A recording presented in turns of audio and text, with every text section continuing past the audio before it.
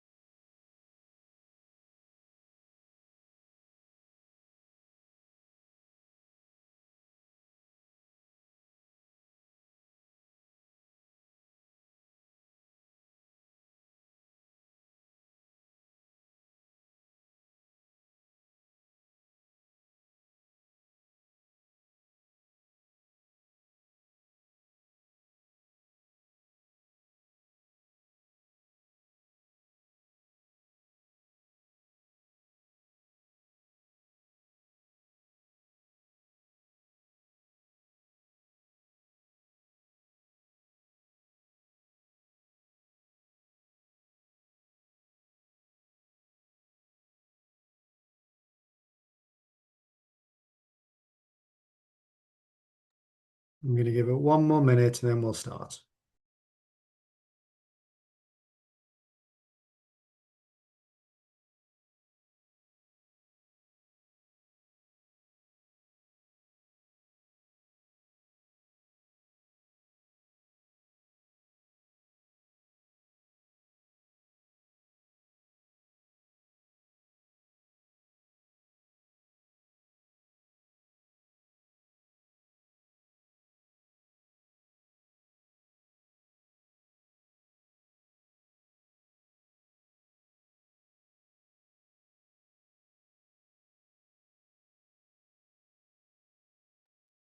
Okay, let's get started.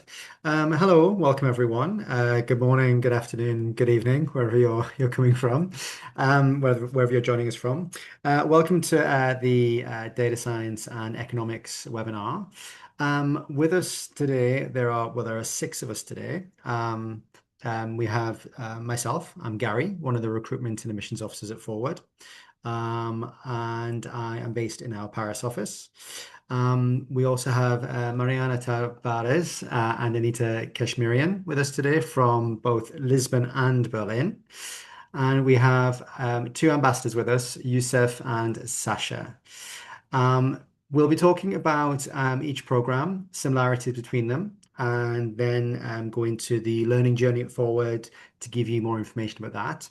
I imagine that some of you will be at different stages. Some of you may not have started an application yet. Some of you may be in the middle of the application cycle. Some of you may have offers as well. So any questions that you do have, by all means, put them in the chat as we go through.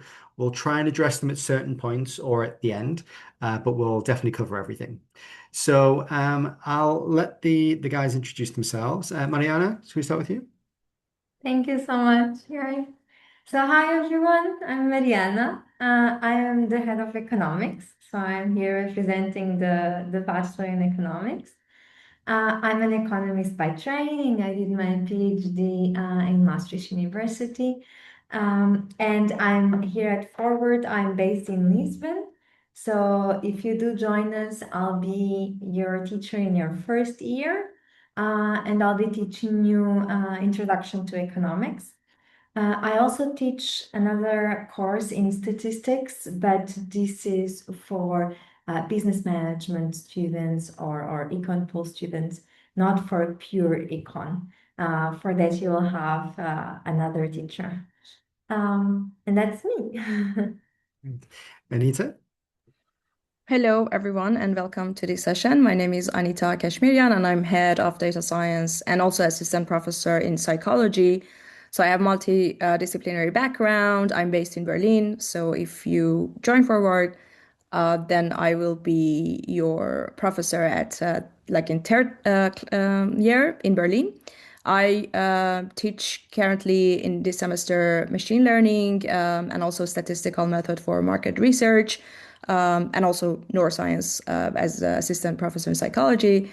I have a PhD from LMU Munich University here in Germany. Great. And our ambassadors, Yusuf. Hi everyone, my name is Yusuf. I'm a student in economics and politics. I'm a first year student, and I am originally from Egypt. And I'm very happy to be here to discuss and explain my student experiences so far at Forward College. And Sasha. Hi everyone, my name is Sasha, and I'm currently a third year student of data science and business analytics based here in Berlin. And yeah, exactly as Yusuf said, I will be very happy to explain my personal experience in Forward College over the past very exciting and unique 3 years. So thank you for joining. Great. So we're going to get started and talk about the common features between the two programs. I think Mariana, you're going from here. Just let me know when you want me to go through the slides. Thank you so much, Gary. So yes, there are some common features between the economics and the data science program.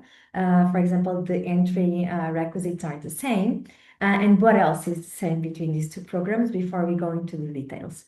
So both programs are awarded by the University of London, and the curriculum of the courses is decided by the London School of Economics, the LSE.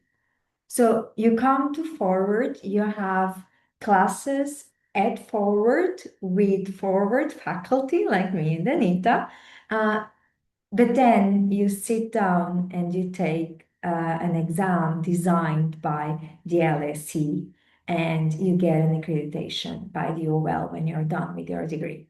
So that's the first thing. The second one, Gary, thank you so much. Is that in both programs, Econ and Data Science, you will spend your first year in Lisbon, your second year in Paris, and your third year in Berlin. And you can see pictures from all of our three campuses in these three beautiful countries. So we are a very multicultural university. So we have students that have more than 40 different nationalities. We also have a lot of diversity in our faculty and staff in terms of cultural background. So it's really a melting pot of cultures, but everyone is very nice and very aware of the differences. So it's also a very respectful environment, thank God. And the third one, Gary. Okay.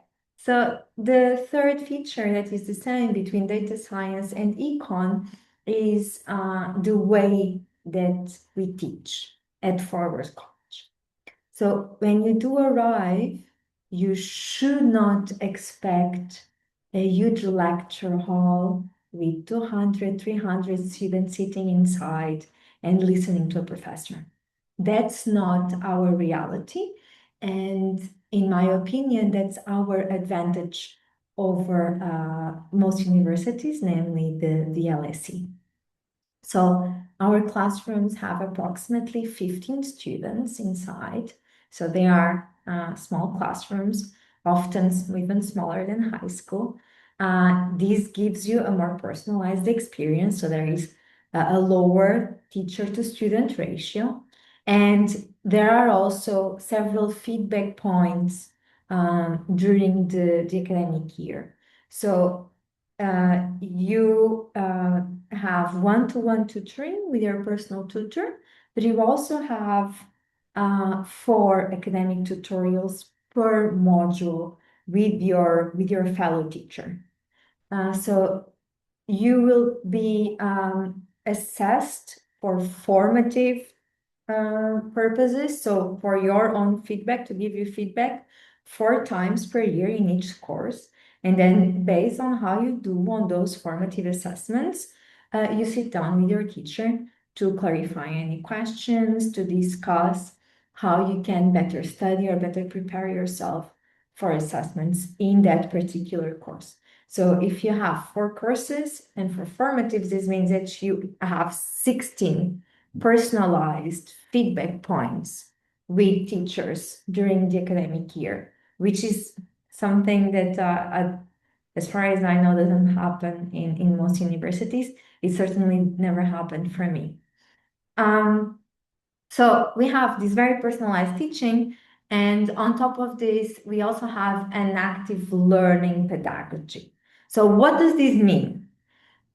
The teacher is not the focus inside the classroom and is not the focus during the class time, okay?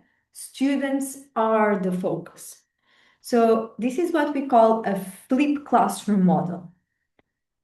It's flipped not only because the focus shifts from the teacher to the student, but also because you are not there to get in contact with new information. So the class is not about delivering information, okay? So what is it about then? What are we going to do in these classes? So you prepare yourself before class. You study, you do your readings, you watch the online lecture if your teacher gave you one. So you do your autonomous learning at your own pace, at your own time, in the environment that feels more productive for you. And when you're done, you come to class. And now you're ready to be an active participant in class. Okay? So class time is devoted to clarifying queries, for example.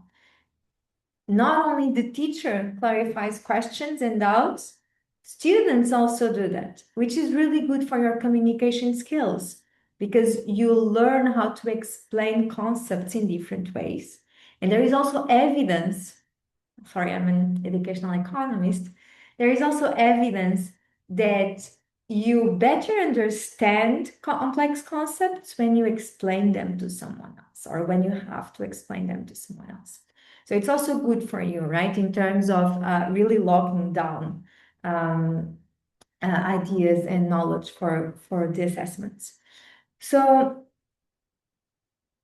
the also part of active learning at Forward is the fact that we have a lot of teamwork. So during classes, sometimes there are small group activities where you have to work with 2 or 3 colleagues, but we also have, let's call it homework to make it sound more familiar. We have homework that is done in groups. So you went home, you did your readings, and now you have the chance to sit down with 2 to 3 colleagues and help each other understand what may have not been clear and do an application exercise, for example. Okay, and then with this better understanding of your own time and also shared with colleagues, you go to class prepared to further engage in learning. The last thing about active learning, I promise I'm going to shut up afterwards, is that we also have project-based learning. So besides doing a data science or an economics program, right, accredited by the LSE, you can take additional modules on business leadership and entrepreneurship offered by Forward College. And all of these are project-based learning modules, okay? So you will be part of a team, you will choose one challenge to address, and you will work for 1 semester or 1 year in the challenge with the guidance of a PBL fellow. Okay, all of these great results. Our students like it. We even got an award in 2025 for it. Thank you, Gary. I think now I'm going to, yes, give the word to Anita. She knows way more about this AI stuff than me.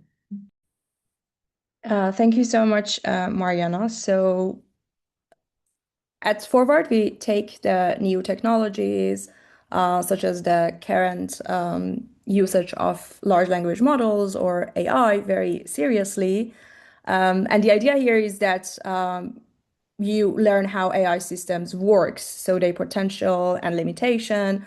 Also, you would learn how to use this new LLM or large language model or AI technology in different academic settings or professional settings.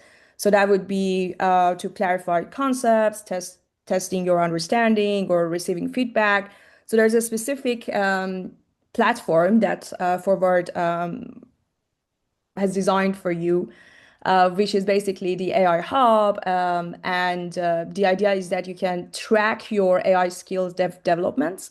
And you can see and see in a visualized way that the quality of your prompts and the depth of reasoning. So it's not about like offloading your task, it's to know how you can engage with AI in a creative way that can help you understand the material better.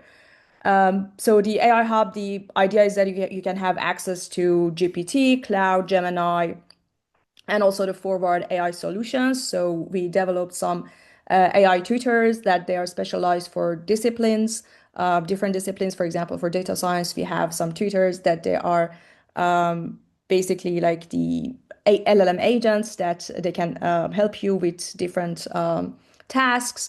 And also we have designed career bots, which are on top of that can give you some recommendations and suggestions about your career path. But this is on top of our academic and also personal tutorials that we do. So the human aspect is sort of like combined with this AI aspect. It's not just about like training these models and using them in a way that it's not ethical, but the ethical aspects and the human aspects is very important for us.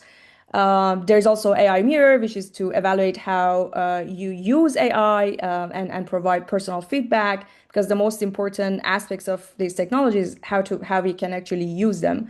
And then there would be some projects that they are like AI workshops and the AI certificates that are relevant to that workshops. Thank you, Gary. Okay, so now I will talk a little bit about the data science program that we have here at Forward. So I like these two quotations from different perspective. They're trying to explain what we are talking about when we're talking about data science. So the first one is from Nate Silver, and the numbers have no way of speaking for themselves. We speak for them. And the second one is from George Box. Basically, it's my favorite quote that I use in my machine learning course very often, that all models are wrong, but some are useful.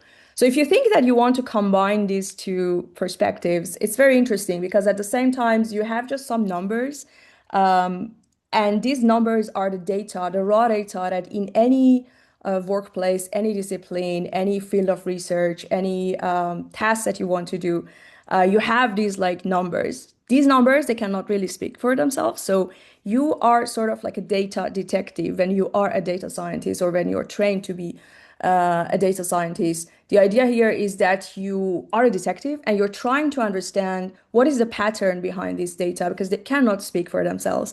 And if you combine this with all models are wrong, but some of your are useful, then here we're talking about the practical aspects and that we are not really taking these numbers like in a way that we absolutely rely on them. But then what is this space that you can find as these data detectives that these numbers can be actually useful and they would work?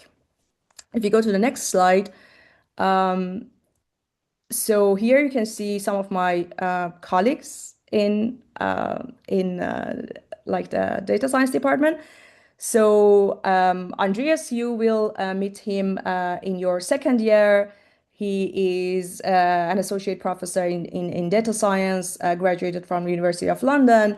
And in your first year, you will meet Marcelo. He is a mathematician, studied algebra and representation theory, and then it would be the first point of contact in the data science that you would see.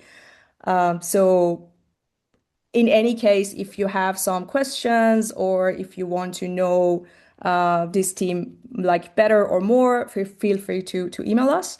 If you go to the next slide, then I can talk a little bit more about other supporting fellows at the faculty. Here you can see Pedro, assistant professor of management, Heikel, head of business and management, Antonio, assistant professor of politics and international relations, and that's also assistant professor in economics. So here the idea is that we have some fellows that they're directly involved in this program, the data science program, and other fellows that you can see here on this slide, they are supporting you with different tasks and different like courses that they also teach. So if you go to the next slide, you can see here the sort of like a timeline of the courses that you will take and you need to pass in order to go from your exciting journey from year one in Lisbon to Paris and to Berlin. You can see some of these like courses. I'm not going to read like everything here. You will have the video. You can also watch it later.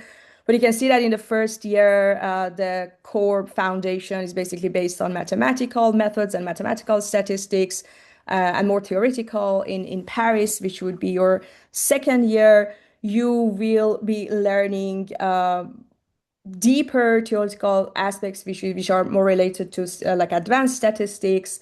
Also, you will be learning programming for data science. So that would be one of the courses that would direct you towards the Berlin aspect. Like the Berlin courses, they are more hands-on and they're more relevant to the projects that you will be doing, and some elements of econometrics. So then you are free to choose one of the elective courses that we offer, from management to macroeconomics. So these are the courses that you will be doing in Paris.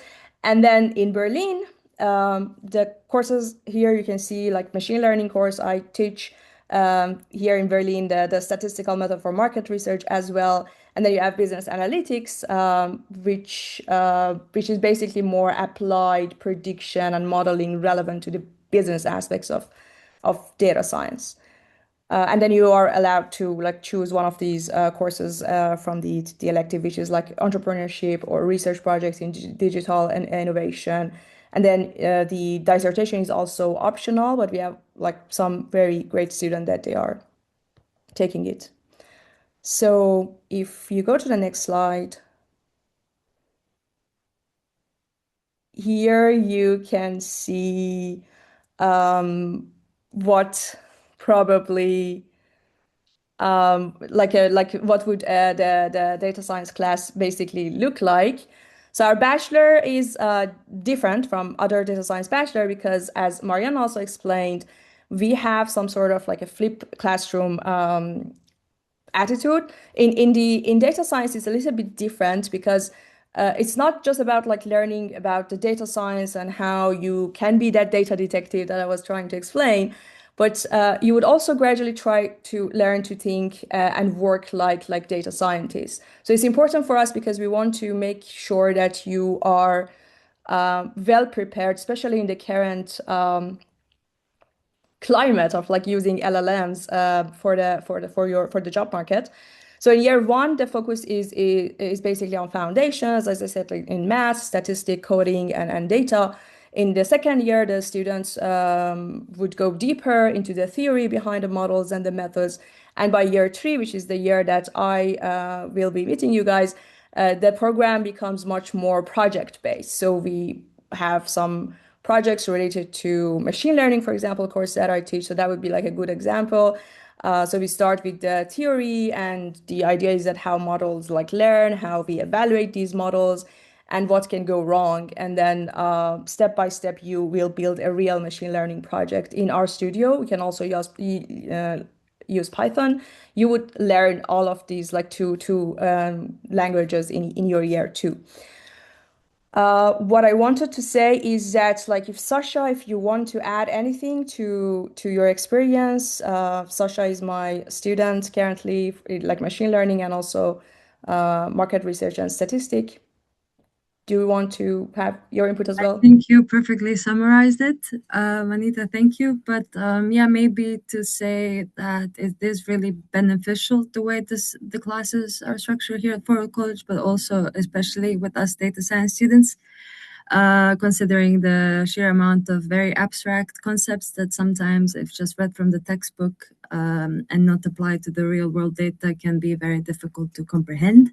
So I would say that us firstly, of course, going to through the theoretical concepts, but then especially applying it using the programming languages, especially in R, using RStudio really does help bring this theory to reality. And yeah, I think that the small class size learning and the just being able to come up to your professor and ask the questions directly to them, compared to other universities where you usually have to attend office hours and the interaction with the fellow is very, very limited. It really does help to be able to just say I'm confused or this makes absolutely no sense and then go from there. Yeah. Thank you so much, Sasha, for your input. So maybe we can go to the next slide, and I think that would be the career prospect and like how we can think about the like this summary of this is basically like a slide which is a summary of what Sasha and I were trying to explain. So the year one is based on foundation, year two is based on the theory and method, and year three is basically more focused on the project plus the theory. So that would be when you apply what you have already learned in the 2 previous years to real data problems using real data sets that you will find online, or you can collect the data and work on them as being like this data detective that I was trying to explain.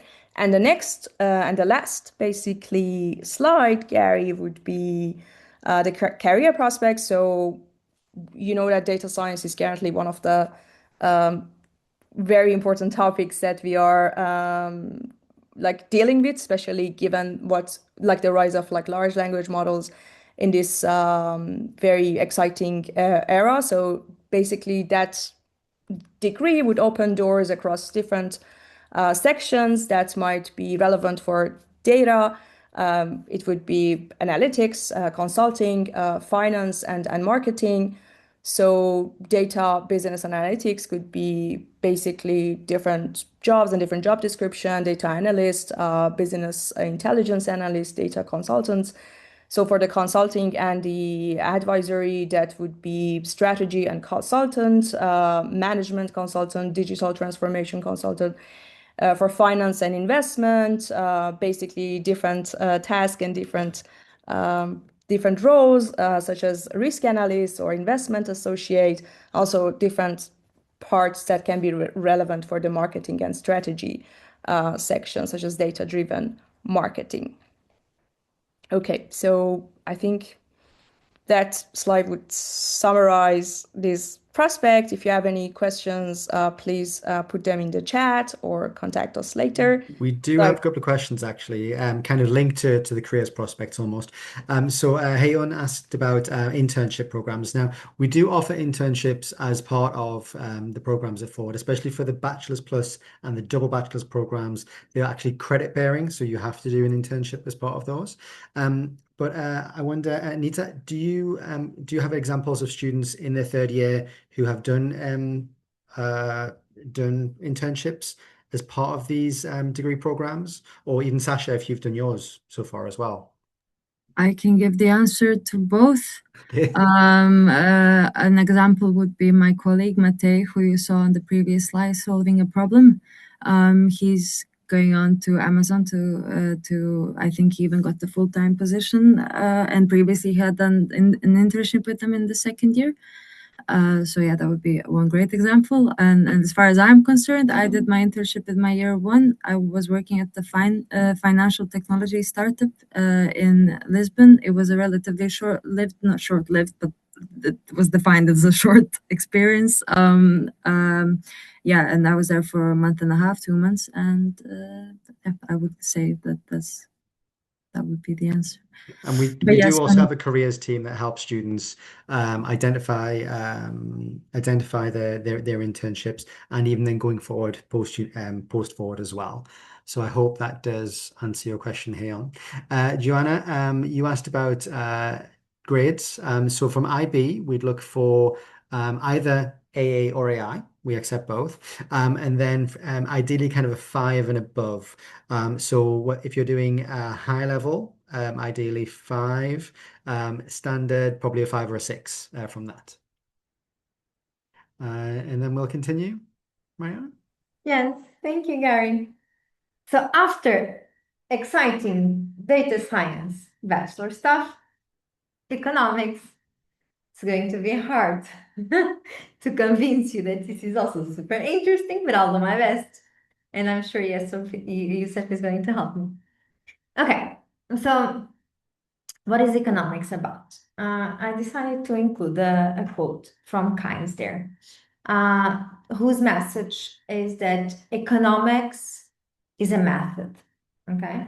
It's an organized way to look at the world, to analyze the world. And as a subject, it trains you to, when you face a complex problem or a complex system like a market, you learn how to systematically break it down into small pieces that are digestible, okay? So economics will empower you with quantitative tools and logic that allow you to make better informed decisions, even under uncertainty. So it's not just memorizing a bunch of text and laws, it's actually a mindset, a framework that you can use every time you approach a problem, okay? And that allows you to then draw conclusions and observations, well-founded, well-informed conclusions and observations from the reality around you. In our next slide, I'm going to also give you put more faces into this bachelor in economics. So you have me, head of economics. Then you have Giacomo. Giacomo just started last year. He is also based in Lisbon, and he teaches econ here. Then we have Paul and Juan Daniel, who are both in Paris. So when things get a bit less theoretical, more excited. And then we have Ryan in Berlin for your final year. I just also want to tell you that all the supporting fellows you saw before in management, in PIR, these are also supporting fellows in the economics bachelor. And of course, you will not only have electives and econ courses, you will also have mathematics, statistics, econometrics. So the teachers you saw from the data science bachelor will also be your teachers in the economics bachelor. It's just that they are not teaching you econ per se courses. But so all the faces you have seen so far, you should expect to encounter if you do come to Forward in either program. In the next slide, I'm going to talk about the courses. So exactly the same idea as data science. Year one, foundations, theory, a bit more blend. The favorite course of everyone is often one of the electives, management or political science. There is more discussion, so it's always a bit more interesting, less math. Then second year in Paris, you start narrowing down and going deeper into your knowledge and also being better able to analyze real world events, although we started this slightly in year one, but in year two is when you start having more tools to understand the complexity and how things are interlinked in economics.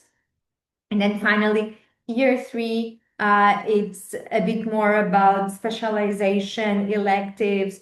Do you want to take a more quantitative side and do things like statistical methods for markets research or business analytics and applied modeling? Or do you want to go with a more qualitative side on entrepreneurship and economic history, so more management? But so these are the modules that you offer. And as you can see, you have always 3 mandatory and then 1 elective that you can choose from. So you can have a nice blend of the things you have to do and the things that you want to do. Okay. So how is it like to be in an economics class? Youssef knows very well. He has been dealing with this the whole year. So I just want to say a couple of general words first. So year one is a bit more theoretical. We have some applications. We try to bring the real world inside the classroom and analyze real world events. It's easier in macroeconomic topics. So in microeconomic, on the other hand, what we often do is simulation games. So that you get a feeling of the theory by role playing inside the classroom. Okay. So given that we have the flipped classroom model, what should you expect? You should expect to do your readings at home, to meet with your small group to do the homework, and then you come into the class to clarify questions, to do small group activities, exercises on the board often. The same is true, for example, for math and stats in year one. This is kind of how it also works. And then hopefully, if there is time, there is a bit of a game or an application.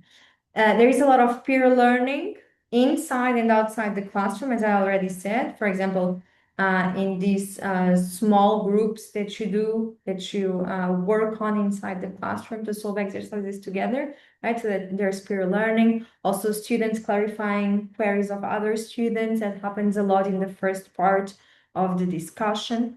And the classroom is multidisciplinary in the sense that, well, maybe in the data science classes, you have data science students and maybe econ students. But here in the econ class, we have together the pure econ, the econ and politics, the econ and management, the pure management, the data scientists. So we bring a lot of people together with very different insights, very different interests as well, and perspectives, ways to look at the world. And maybe in year one is not as exciting and prone to discussion, but in years 2 and 3, you can really see how that multidisciplinarity makes the classroom much richer. Okay, so Youssef, what do you think about econ classes? Thank you, Mariana. From my experiences with the econ classes, they're very based. They're very much during the first year. They're very much based on theory, but we do have certain exercises and certain activities that try to integrate the theory into the practical world. which is something that is extremely interesting, and I find that you can't really find anywhere else, just based on the fact that you don't really get to see that connection with what you're doing. And then you can kind of also it's multidisciplinary in the sense that it doesn't just stop at econ. It also goes into other subjects like math and stats, for example. Like you will have certain questions in your mathematics or statistics classes that are revolved or based around economics that will ask you to, for example, find like an equilibrium or whatever it may be. So there's always that integration of economics in any course that you're doing for economics. Thank you so much, Yusuf. That's very much true. Okay, next slide, Gary. I don't want this to get too boring. So, career prospects. What can you do with a bachelor or studies in economics? So I think that the most obvious thing is to become an economist as an advisor, right? For a firm, a government, a big organization like UN. You can also get into finance and banking. That would require a master's in finance, so more applied to the topic. Consultancy, so strategic consultancy, where you often have engineers and economists doing it, but also auditing, right? So where you will have more business management people doing it. That's also something that an economics degree can get you to. And then government and public sector. Yes, for example, I worked in the Portuguese Central Bank because before I was at Forward.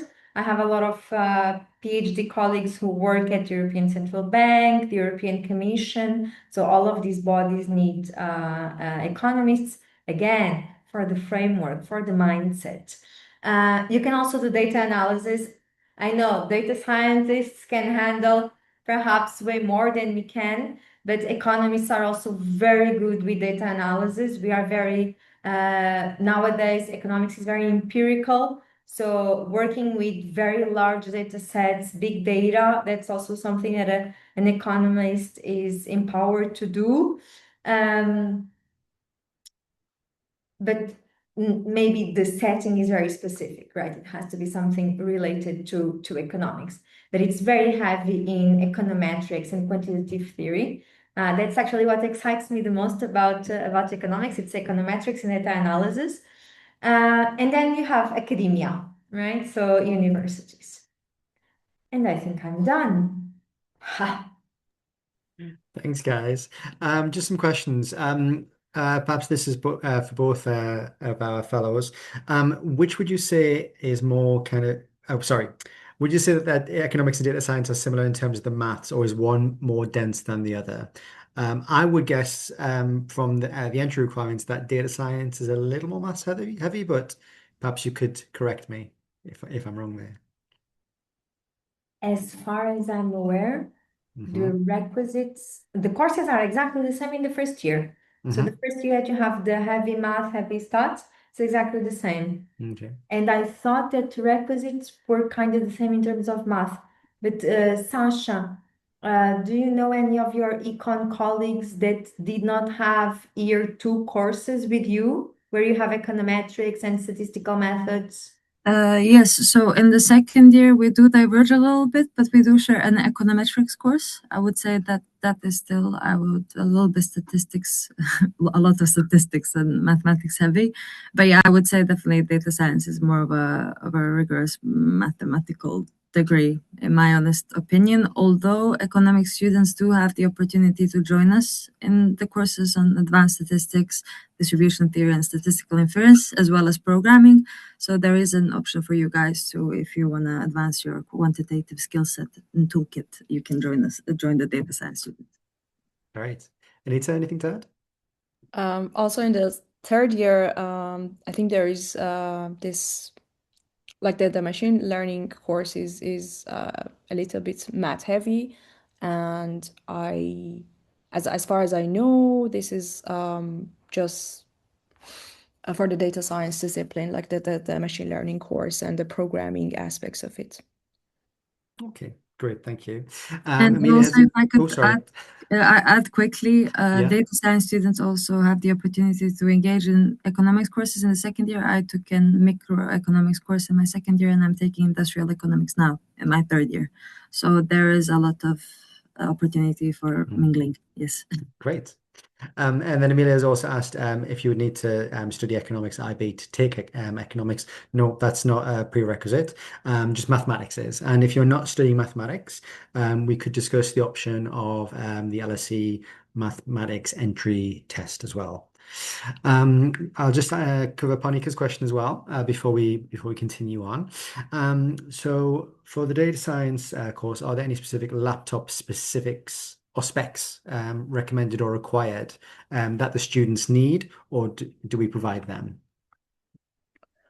So for I think the most like the resource intensive course in terms of the like the computational resources are machine learning course that you need to work with like real data and with big data sometimes. So that would probably takes time, but you can also like limit your like the data that you're using it shouldn't be like in the order of in the order that like the normal laptop they cannot handle it. Sometimes I heard from the students that they do simulations and run some of the codes like overnight. I think maybe Sasha, you can also say more about this, but it's not that you require like a supercomputer or something like that. There is also this like possibility that is currently being like proposed by our team that maybe we can also have like access to the GPU, and if that would be the case, then the student can also use the GPU. This would be like something that we are thinking for the next year. So these are like the topics that might be relevant. Sasha? I would say that no, a normal laptop should survive the computation. And I have to say that in the second year I had a horribly old laptop and it did survive. Barely, but it did. So don't worry about that, I would say. Thanks, guys. So our ambassador is going to take us through campuses and then student life and student experience now. So I'll hand over to Yusuf. Thank you. Okay, so these are just this is my explanation or my interpretation of my first year at Lisbon. Just going based off of the slides that you can see.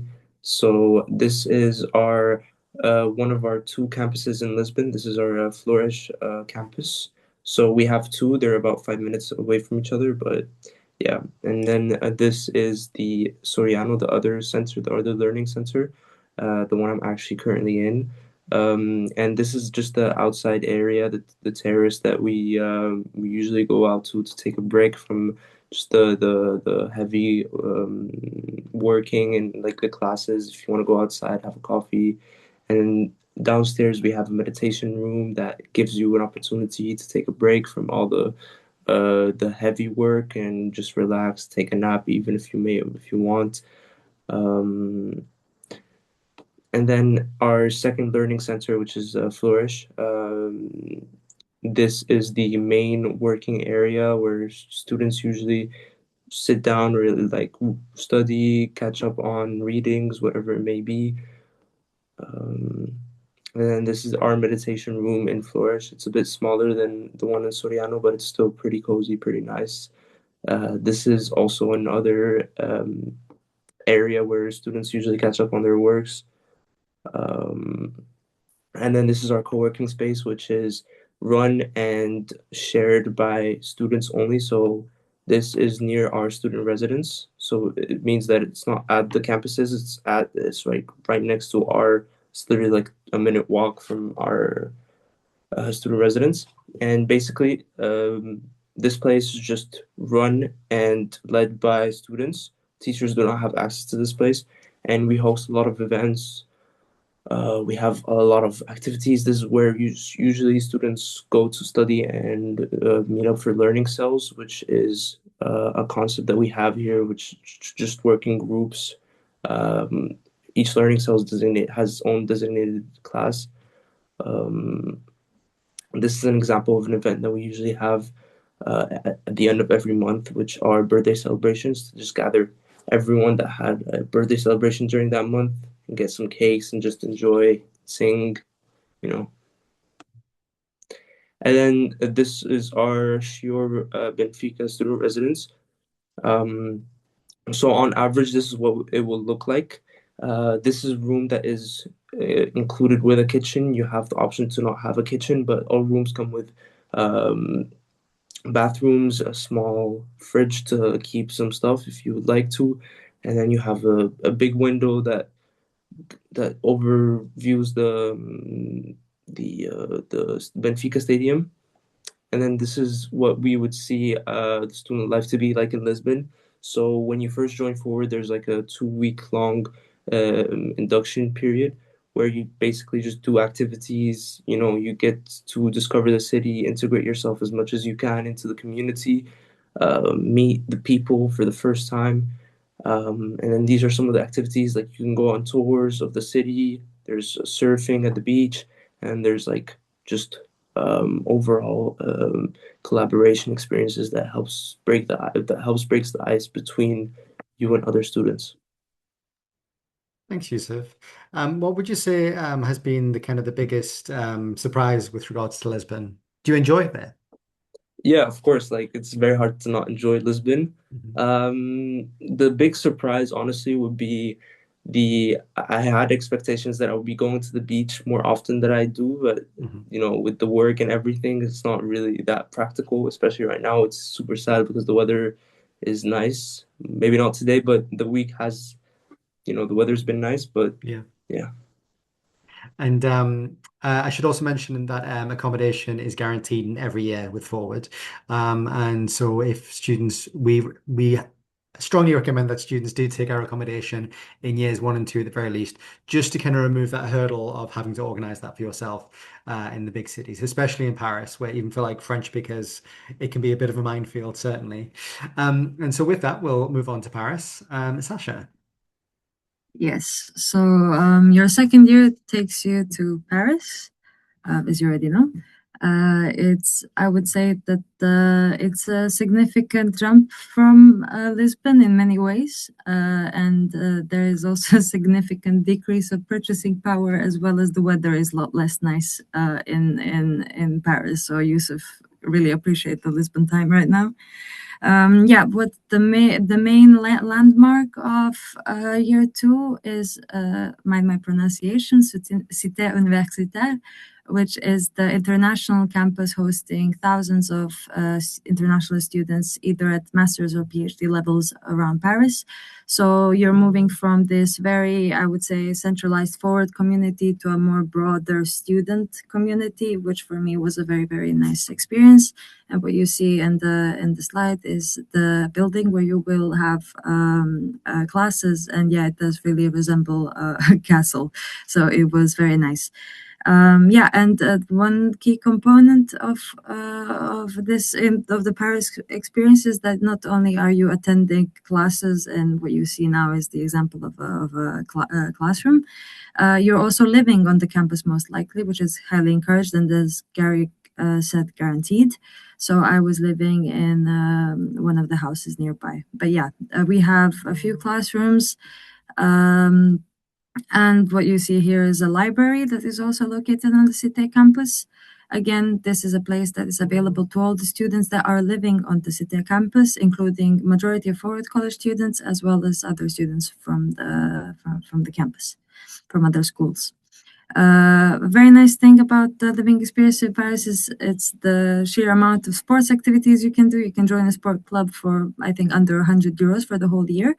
And yeah, this is a swimming pool that also crazily is located in the same building you will be going to classes, and I used to swim there all the time. Yeah, this is an example of one of the student houses at the campus, also a student residence where I lived. located again 5 minutes by foot from the classes. And yeah, student life in Paris very different than Lisbon, way more focused on, I would say, cultural activities and city explorations, considering that Paris is bigger in size. Another key advantage of Paris, I would say, that even though things are more expensive relative to Lisbon, you do have a lot of student discount options across Paris. Yeah. Thanks for that, Sasha. I'll also mention, because I'm based in the Paris office as well as that, we're based in the 14th arrondissement in the south of the city, whereas you kind of don't feel like you're in Paris, because it's a little more open on the campus, certainly. But then you can be within the city center in like 12 minutes. It's like on the metro is directly across the road, and it's 12 minutes to Notre Dame. So you can be very central very, very quickly. And so it's got good links as well. And then on to Berlin. Yeah, so in your final year, you do move from this massive international campus to a more professionally oriented facility. What you see here is CIC, where I'm currently sitting in.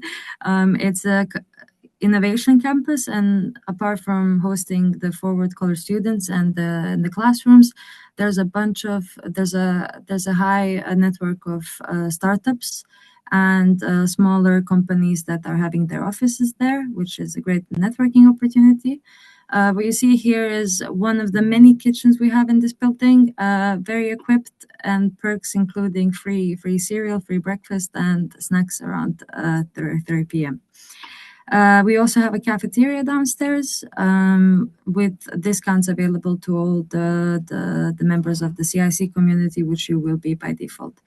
Again, in terms of networking, CIC as a facility organizes a lot of panels, networking events where after working hours you are able to attend and form connections with various professionals in various fields, mostly tech, I would say. Again, student accommodation is guaranteed if you opt in to still live in a student residence in your third year.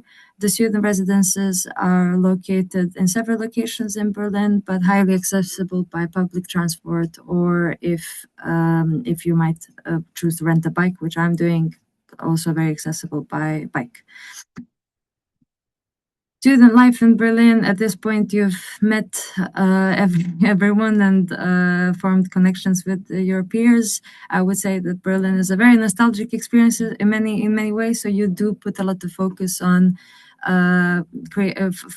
forming clubs and organizing activities that bring us all together, because we're not going to be in the next year. Yeah, I would say city exploration, nightlife is a big aspect of Berlin. Techno music, biggest names come to Berlin. Berlin is a very international community, international city as well. You can go days without hearing German, in my honest opinion. And yeah, you can. It's also very nice to. It's very accessible for you to get a student and a part-time job working in a cafe or a bar as well. Yeah. Thanks for that, Sasha. So I'm very conscious of time, so I'm going to get through the next few slides a little bit quickly. So the entry requirements, as I kind of talked about with the subject specifics for the IB program, we do obviously look for mathematics, strong mathematics skills in both the economics and data science programs. Academic profile in general, we look for kind of an IB 35 and above, and ABB from your A levels. Heon, you're asking if we have the language programs before the new year. So actually what we do is we teach the languages on the side of the academic programs. So the languages of each of the countries that you're studying in. So you have the opportunity to study Portuguese, French, and German. If you are fluent in any of those languages, then you do have the opportunity to do something called a cultural project to still get the credits for that program, where you essentially help your fellow students, teach them something about the culture of that country and the language, and then do a report based on that as well. There is also talk of students having the opportunity to access other languages as well, but that's all very much on a case-by-case basis. Academic side, I kind of just explained there, but it's not just the academic side that we work on with Forward, and hopefully you understand that we work with students, yes, academically, but work with them around the academic studies. So from the application, we do look for extracurriculars as well. We don't ask for a personal statement. We don't need your kind of favorite quote and your thoughts about the world. We want to know about you. So what makes you you? What are you interested in? What do you do? So there's an extracurricular reflection on our application form. All applications are made direct to Forward. On our website, there's a big kind of orange button at the top corner that says Apply Now. And if we like the look of your academic profile and your extracurriculars, applicants are progressed to an interview. It's a 30-minute interview, which I always state is an interview, but not an interrogation. It's an opportunity to get to know you more, basically, on a one-to-one basis, to kind of make sure that you fully understand the potential journey that you're signing up for with Forward, because as you've learned, it is a little bit different intentionally. There are certain challenges that come with that as well. So just to kind of make sure that you fully understand the journey that you're signing up for with that. This academic year, we're currently in our fourth wave of applications. So any applications that you would like to make, if you're in that stage, I would recommend getting them in as soon as possible, definitely by the 31st of May, because this also then informs us how quickly classrooms are filling up. The admissions and recruitment team, so you'll see me there with a little bit extra hair. We are mostly based in France and Lisbon, with Kasia at the bottom there. She's based in Finland. Christophe, Clément, and myself in France, and then Bruno and Joanna in Lisbon. I recommend, if you do want to contact any of us and have any kind of further questions after today, just take a quick photo of this screen. I'll leave it on an extra minute. And I think that is it. If anyone has any questions.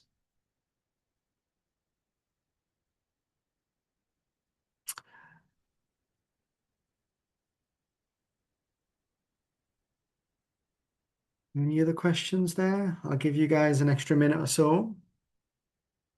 What I will ask to Sasha and Yusuf is, do you have any recommendations in each of the cities?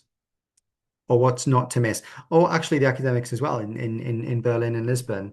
Would you recommend that, students, when they get there, there's one thing that they do first, the one thing that they experience in each of the cities? So I have previously lived in Paris, so I have some information about Paris. And I would say honestly, if any city that you're going to, it's best to try to make the most out of it, try to enjoy it the most. My biggest piece of advice honestly would be through biking. I like the best way for me to explore any city is through biking. And in every city Even in you're gonna Lisbon? find. Sorry? Even in Lisbon, it's a little bit hilly. Yeah. Yeah, that was the problem with Lisbon. But every city, I'm pretty sure every major city, so Paris, Berlin, and Lisbon, they all have official bikes that are created by like the government or whatever, so that you can use them. You can subscribe to a very cheap service, and make the most out of it. Great. Yes, also, don't worry if you don't know how to bike or if you've never biked in a city. I haven't never touched the bike until I moved to Paris. So it was a very steep learning curve when I was put on a bike through a big European city, and especially in Berlin. But yeah, I definitely agree with Yusuf, get a bike. In Lisbon, no, don't. Yeah. And please enjoy the sunny days as much as you can in Lisbon. You will very much miss them in Paris and mostly in Berlin. Bring warm clothes in Berlin, and yeah, say yes to everything. Well, not everything, but most of the things, because the time passes really quickly. And looking now back at the 3 years, I would have never anticipated it going so quickly as well. So yeah, make the most.